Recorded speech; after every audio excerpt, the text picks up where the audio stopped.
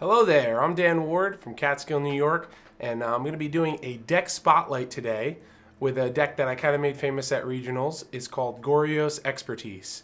So I'm going to give a rundown, give you a little primer of exactly how the deck works, a couple sideboard tips and tricks before this weekend in Indianapolis, the Star City Games event, and hopefully this is going to give you a little bit of knowledge if you want to pick the deck up, be able to have some sort of success without having a ton of repetitions.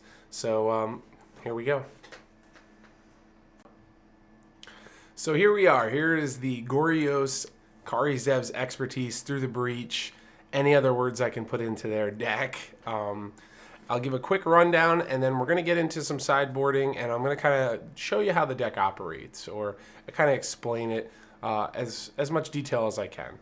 So we're running 20 lands. You can see, we have a wide variety with the mainstays being the fetch lands that allow you to utilize only playing one of each of the shock lands that are in your colors. These are very essential because, as you can see, we have 3 different 1-drops with Serum Visions, Thoughtseize, and Faithless Looting. And we were going to try to play, we're going to try to have a hand or keep a hand that has one of those. So basically, you're going to play, if you don't have a fast land, a fetch land or a shock land turn 1 almost every time into one of the turn 1 plays. A couple of the other lands, we have one of each basic. It's kind of for Blood Moon, but usually if you get one of the shock lands, you're able to just grab a basic to kind of save on damage. It helps out in matchups like Burn and Zoo, like the super aggressive decks where you don't have the luxury of just fetch shocking multiple times like maybe versus a control deck you do. And we have the 2 Forbidden Orchards, and you'll see the 3rd one in our sideboard. This land's very interesting and very important for this deck. So for one, it adds every color, so it fixes the mana, and it gives your opponent a 1/1 colorless spirit. And you're probably thinking, why do we want to give our opponent a 1/1 creature? And it's because of this card right here. Karizev's Expertise is the newest card added with Aether Revolt, and for 3 mana, you're going to threaten a creature. And then if that resolves, you're going to be able to play a card with converted mana cost 2 or less from your hand without paying its mana cost. So if your opponent's playing a deck like Ad Nauseam or Tron maybe, or Red-Green Valkut that doesn't have a lot of creatures, especially creatures that come down early, we're going to need a target for Karizev's Expertise. So being able to give your opponent a creature that, a 1/1 colorless spirit that doesn't have flying, that's a huge thing. Gives us the availability to play this card very fast and to have a quick kill. Now, the reason why we want to play this card really fast is because of a card that's been out for a while called Breaking and Entering. Breaking says target player puts the top 8 cards of his or her library into the graveyard. Entering, put a creature card from a graveyard onto the battlefield under control. It gains haste until end of turn. So yes, the creature does stay around. I've had that. A lot of people ask me about that, especially when I'm playing. It's like, wow, the card actually stays in play. So what you're going to do is you're going to attempt to, on turn 2 off a Simian Spirit Guide or turn 3, if your opponent has no creatures, you're going to want to give them a creature. After you give them the creature, you're going to target that creature. And as soon as this spell resolves, you gain control of the creature, and then you're able to cast Breaking and Entering because one side of the split card is 2 or less. And because you're playing it from your hand, which is stipulated with Karizev's Expertise, you get to pay it for the fuse, so you get both. So basically what happens is you just put the top 8 cards of your library into your graveyard, and you want to hope to hit a Griselbrand or an Emrakul. Doing the math, you're about 70% to hit a creature, and I know 70% isn't a huge number, but it is a weighted coin flip, and there are games where you're able to cast Faithless Looting and put a Griselbrand in there, or Is It Charm before you do Karizev's, so you can throw like a Griselbrand to make sure you're going to hit. I will say that I have whiffed, and the feel bads on the whiffs are, not good because you're trying to do, busted stuff as fast as possible. But 70%, 70 to 71%, I think is an acceptable number for this deck. Going down the line, we have the mainstays here of Goryo's Vengeance. This card has been in the Grizzle Shoal deck, and this version without Expertise is the old just through the breach in Goryos that Kentaro Yamamoto has made famous. Just awesome card, super fast. You know, you go turn 1 Faithless Looting, put Griselbrand in there. You can turn 2 Goryos at the end of your opponent's turn, or you can like turn 3 off a Simian Spirit Guide, play Faithless Looting, and then Goryos to just make all your permanents, your opponent's permanents disappear. So the card's just phenomenal, and it's your best card in your deck game 1. We'll get into this sideboard in a second. I'll explain why that it loses a lot of value. Is it Charm? At first, when I played this deck at SCG Regionals here in Catskill and came to 2nd place, I had Cathartic Reunion. I wanted to gain some more card advantage. You know, discarding 2 cards and then drawing 3 is a lot better than just like draw 2, discard 2, and play the card. So over time, I've come to, you know, my senses, and I really like Is It Charm because of its flexibility. Its diversity in the format is fantastic. It helps you out in some matchups like Cheerios and Storm, and just also once you resolve a Griselbrand, being able to draw 7 and draw into a hard counter is kind of nice. So, well, I shouldn't say hard counter, but a soft counter is kind of nice because you're doing things very fast. So having your opponents have to pay 2 usually means it's going to get counterspelled early. Simian Spirit Guide. I should kind of grab these and just bring them over here and put them with the lands, because essentially you're playing a 24 land deck, except these are just Lotus Petals.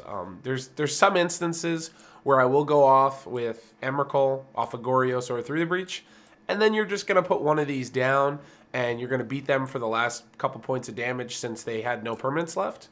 But also something that kind of came up in Grand Prix Vancouver, I was able to play this on turn 3 and then use the Simian Spirit Guide to go off through Karizev's expertise. You know, you play a Simian Spirit Guide, your opponent's not too worried about it right away. Maybe they tap out for something, and you're able to have a window of opportunity to, you know, break your combo off. Especially because this is a very new take on the deck. A lot of players still are unaware of how the interactions work, so they're not too worried about it. You targeting your Simian Spirit Guide, or even when you target some of their creatures, they're just like, okay, and then you cast this card, and after the first time, they never let you do that again if they have removal. The creature sweep, we're not messing around here. We're playing 4 Emrakuls and 4 Griselbrands. They're just the best creatures that we have as legendary and as just ending the game. You know, there's been talk of maybe a Nicol Bolas, a one of in the sideboard, or adding the 9th. You add the 9th creature, the percentage goes up to around 78 to 79%. With breaking and entering Karizev's, I think it's closer to 78%. And so, you know, there is a draw to that. But like I said before, I think 70 to 71% is a fine number to be there, because there's going to be games where you do this and you don't necessarily lose right away. You just, you know, you don't win on the spot. So now you have some stuff in your graveyard. And it's not the end of the world. You still can draw a couple pieces of the other combos and go off. The last combo is Through the Breach. This is a phenomenal card. I'm really still high on it, but you could see I shaved 1 because we want to be lower to the ground and we want to be killing people game 1 through these 2 combos, Goryos and Karizev's. And so this is just like a backup game plan, and this is one of the most instrumental cards once we go to the sideboard.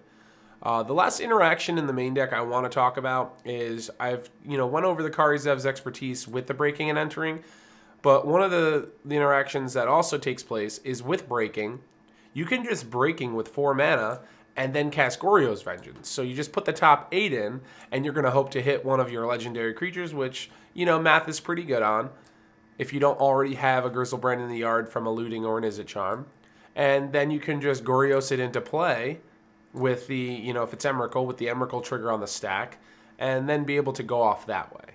So there is a lot of there's a lot of moving parts with this deck, and it's very interesting how sometimes I'll look at my opening hand and have one plan, and within a turn or two, depending on Serum Visions and Faithless Looting, and also what my opponent is playing, I will kind of like move into another plan.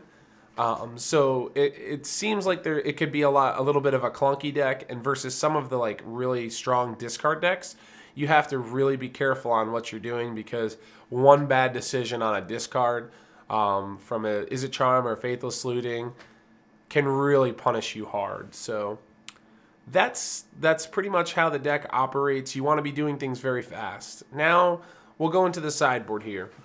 We have 1 Forbidden Orchard. This is mainly for all of the, control decks, the decks that have no creatures. We want to be able to give them another one for Karizev's expertise.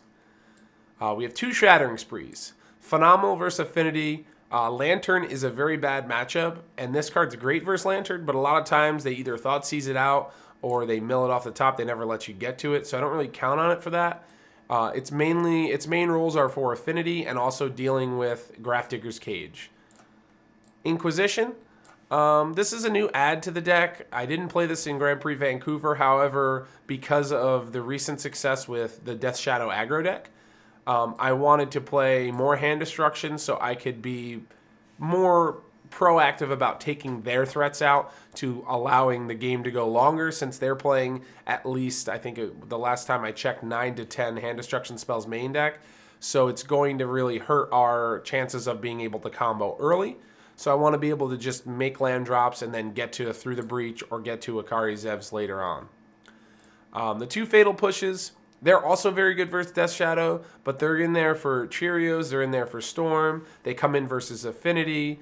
They deal with a lot of problem cards too. It's really a nice card to have, just mainly because of its flexibility.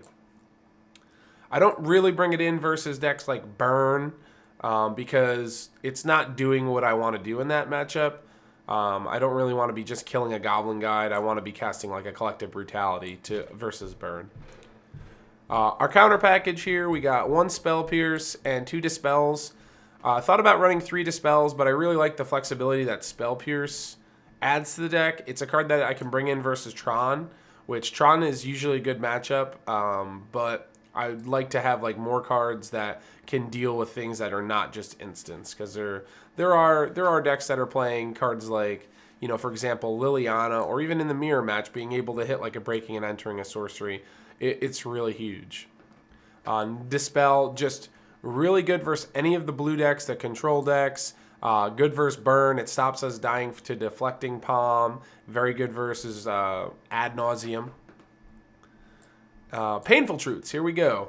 This card is the only card I bring in versus the Jund and Abzan variants. I'm going to get into a couple of the decks, pretty much the top 5 or 6 decks that are on MTGO, and I'll go over how I would, the ins and outs. But this is the only card that I bring in, mainly because they're going to try to play a longer game with as much discard as they have, and I want to be able to have a couple of cards to fuel back up.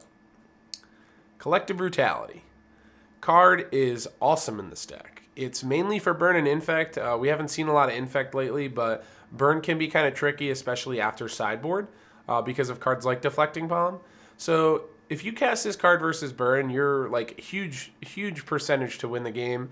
You're getting to do all the modes, and sometimes you're using this card as an enabler as well to go off. Being able to play this on turn 2, kill a Goblin Guide, look at their hand, and drain them is phenomenal. If you have Grizzlebrand in your hand, you can dump it. And also just on turn 4, being able to like discard an Emrakul and then go off through Goryo's Vengeance. It's pretty awesome, So that's a rundown of the sideboard. I'm going to get into some matchups now, and I'm going to talk about a deck that I lost to in Grand Prix Vancouver. I played it 3 times, and I lost to it twice. So Affinity, the first thing that I'm going to do against Affinity is I'm going to cut the Thoughtseizes. So we're going to move the Thoughtseizes over.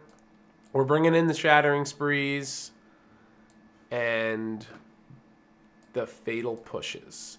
The reason why we want the Fatal Pushes as well, because a lot of times they're going to try to suit up one creature and get us, or with Cranial Plating, we want to be able to slow them down. It also is really nice that it kills the Steel Overseer, because a lot of times, like, if we're not going off like extremely fast, or they have like a piece of disruption, they can just get us with the Signal Pest. So I cut the Thoughtseizes, and I'm cutting a Through the Breach because it's kind of slow. Versus them, a lot of the games you have to be careful post-board. Game 1, I think we're a big favorite. Oh, excuse me. The last thing we bring in is the Third Orchard. And we move, whenever we bring in the Third Orchard, we bring the Spirebluff Canal to the sideboard. So first off, the reason why we bring in the Forbidden Orchard is because we're giving our opponent a 1/1 is inconsequential, because it's not an artifact. They can't sack it to Ravager, which is the main problem with Karizev's expertise. If they have a Ravager, then we can't go off through this avenue, which is one of the reasons why we bring in the Fatal Pushes, as long as the Sprees. The main thing you got to worry about with playing Affinity is that their sideboard plan usually consists of 2 Thoughtseizes, a Spell Pierce, and usually 1 or 2 cages. So this card's obviously phenomenal versus Affinity, and you have to kind of like have a soul read to decide like what's going on in the grand scheme of things if they're going to have cage if you don't see it game 2. However, you want to be able to like have flexibility versus matchups that you are pretty sure they're bringing it in, because you're stone cold dead to cage or rest in peace with just these 2 combos. And it's also the reason for why I don't completely eliminate all the Through the Breaches. So we want to set up a game plan where we can use Spree and Fatal Push to clear the way through Ravager, and then be able to either go off through the normal ways and Fatal Saluting and Is It Charming to Goryos, or being able to turn 2 or turn 3 Akari Zevs into breaking and entering. All right, so let's bring these back. So that's Affinity. I bought this cool Forbidden Orchard. No, not that one. There it is. Got the Expedition one. All right, and we're going to bring the Thoughtseizes back in. All right, the next one is going to be Eldrazi Tron. I'm going to kind of group this together with Tron as well.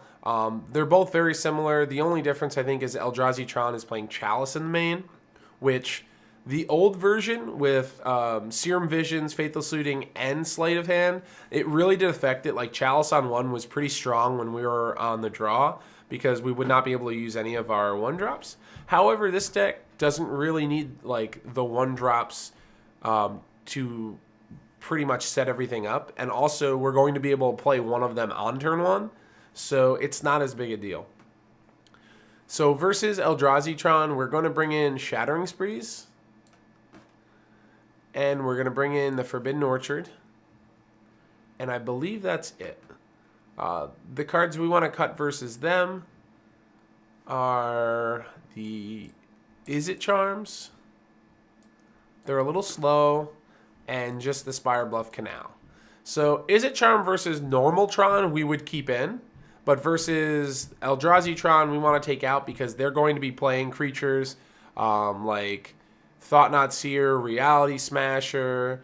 Also just like it doesn't kill any of their creatures. It is an enabler, but we don't necessarily need it because they don't have much interaction except for Thought Not Seer. The reason why we're bringing in Sprees is kind of a 2-part. Some of them do run Cage. I've seen Cage. I've seen Relic. We want to be able to get those out of there. But the main reason is they're going to play an Expedition map or an Oblivion Stone. Like, those kind of cards we want to be able to get rid of, because 2 of the problem cards for this deck versus Tron are the Oblivion Stone, and versus the Eldrazi Tron is their Graveyard Hate. One quick thing I do want to note with the Akari Zev's expertise in breaking and entering, I didn't bring this up earlier. Remember I said put a creature card from a graveyard. So you could steal their creatures, so it's kind of cool in that regard. Also, none of the targeted Graveyard Hate stops this combo. So what I mean by that is, if you breaking and entering, they can use their Relic or their Scavenging Ooze before the card resolves, but because it's a fuse card, it resolves together. And so the cards will go in your graveyard, then you will get to use the entering ability before they can respond or have priority. So if they don't have Rest in Peace or Grafdigger's Cage or Leyline of the Void, pretty much they're not going to be able to stop you from doing that. And so that's one of the cool things about playing against Eldrazi Tron. If they don't have Cage, they can't stop it. And that's one of the main reasons why we want to have Shattering Sprees, because if they resolve one, it's going to be very tough for us to win. All right, so let's take the Orchards out. Let's take the Sprees.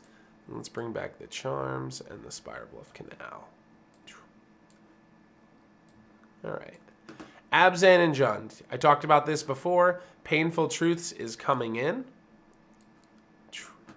And we're taking out 2 Thoughtseizes. We're also bringing in the Orchard again.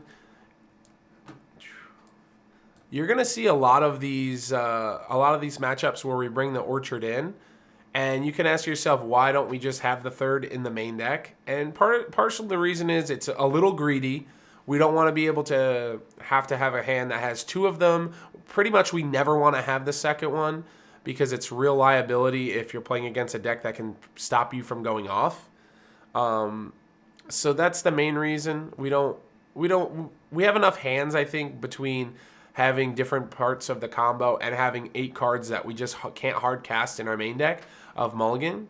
Like, we don't want to add to that. We don't want to be mulliganing because of our mana base as well.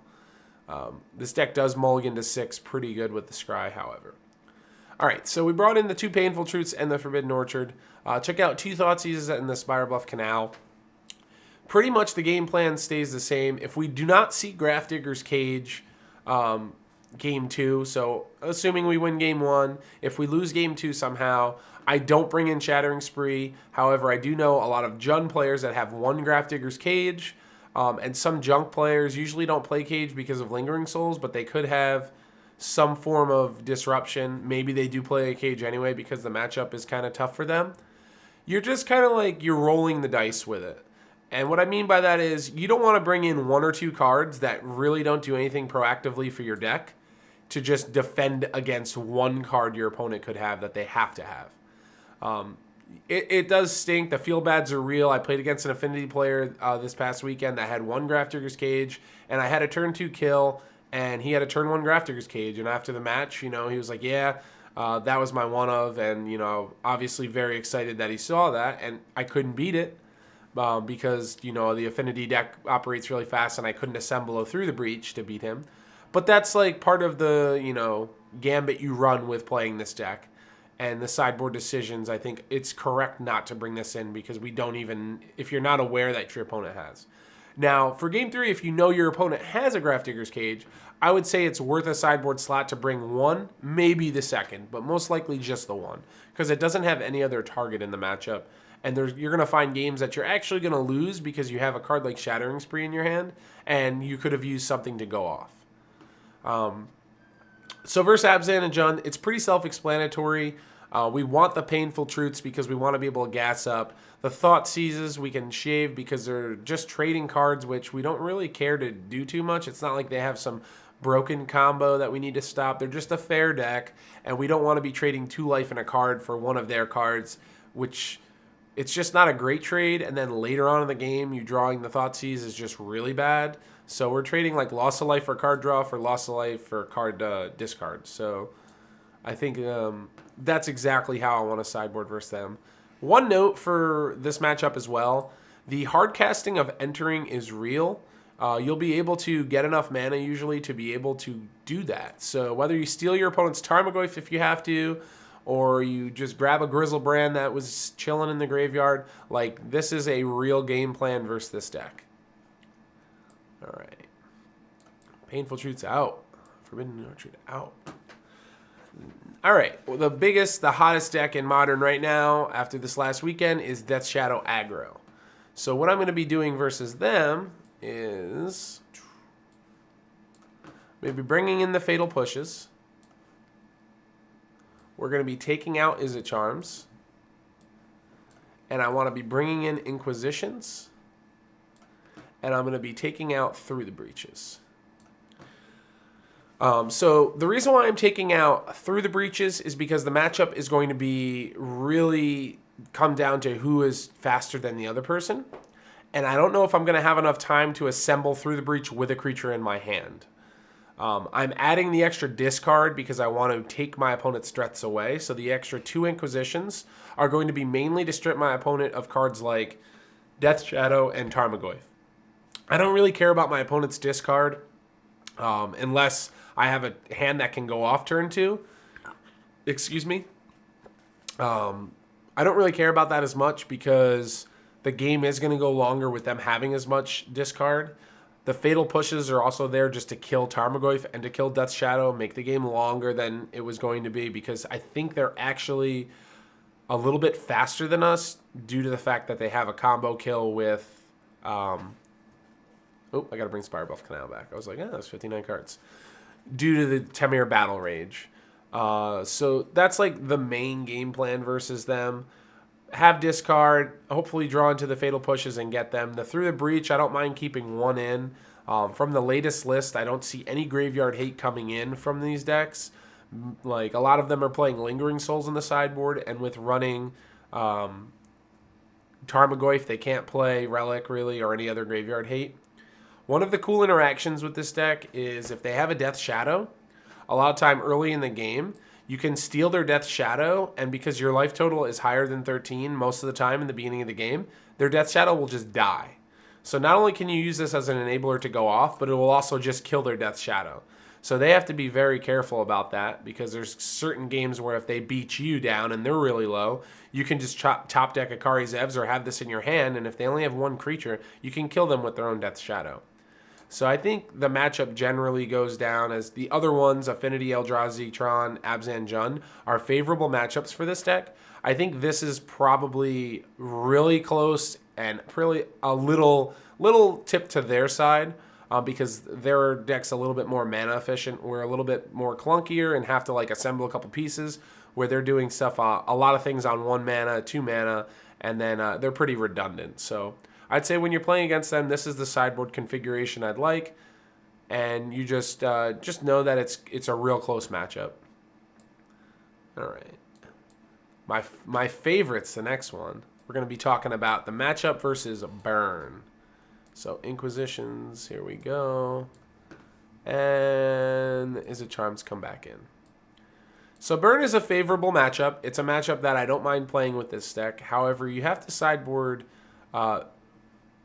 You have to have a sideboard plan, I guess is what I'm saying, because they have some real all-star cards. We're talking maybe Path of Exile. We're talking Deflecting Palm in specific. So the cards that are really bad versus them in game 1 are the Thoughtseize, so they're coming out. The cards that are good in the sideboard are the Collective Brutality, so they're coming in.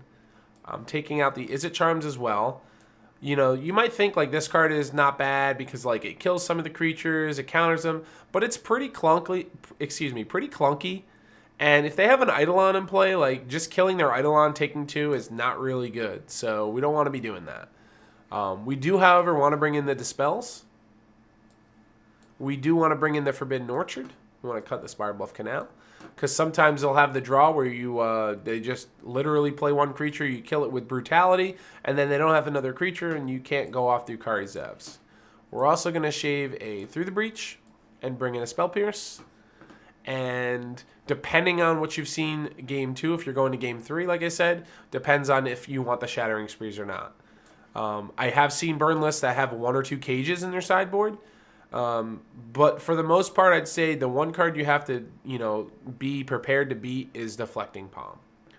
Deflecting Palm pretty much redirects all damage that you would deal, and it's the Deflecting Palm that does that. So when they target Griselbrand, when they play the card and use Griselbrand, because it doesn't target, you don't gain the life, you just take it, and so it's really bad. And usually with Emrakul, they're going to kill you because that's 15 damage to the face. So versus them, the huge card is Collective Brutality. Being able to get the information, killing their threat, gain some life, strip a card. It's just so like ridiculous when you play that card versus them. I can't say it enough. We had 4 in the sideboard for a while, but have kind of like went away from that because we need slots for other matchups. So this is the configuration I like. We bring in the Orchard. Like I said, we want to give them some more creatures. And we bring in some counter magic. They counter all of the instants that they play, Atarka's Commands, Boros Charms, as well as being able to set up the kill when they tap out. And have 1 blue open so that we can stop the Deflecting Palm. So that's pretty self-explanatory. That's the main card you want to dodge, is the Deflecting Palm, but also be prepared that some of the lists do run Cage, and it's not out of the question for them to have that. So let's take out the Brutalities. All right. So last but not least is Grixis, the Grixis variants.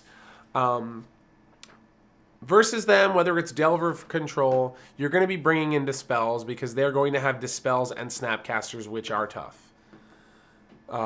I also like bringing in versus Delver. If we're on the draw, I like bringing in like 1 Collective Brutality.